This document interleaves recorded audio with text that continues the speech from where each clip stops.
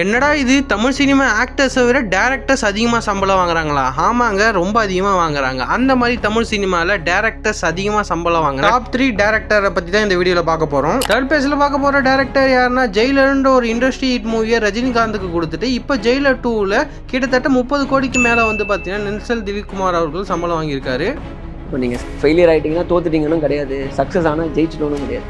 Second பேஜில் பார்க்க போகிற டேரக்டர் யாருன்னா, கிட்டத்தட்ட ஒரு படத்துக்காக பேன் இந்தியா அளவுக்கு வெயிட் பண்ணியிருக்காங்கன்னா அது கூலி படத்துக்கு தான். இந்த கூலி படத்துக்காக டேரக்டர் லோகேஷ் கனகராஜ் அவர்கள் 50 கோடி ரூபாய் சம்பளம் வாங்கியிருக்காரு.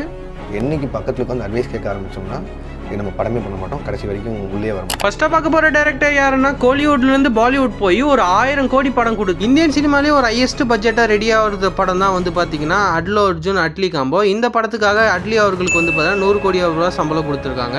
செலக்ட் பண்ணுற இடம் எங்கே போய் இருந்தால் அவன் வேல்யூ தெரியும்னு ஒரு இடம் இருக்குல்ல, அந்த இடத்த செலக்ட் பண்ணாலே போதும். நீங்கள் என்ன ஆகணும்னு நினைக்கிறீங்களோ அந்த இடத்த நோக்கி மட்டுமே பயணிங்க.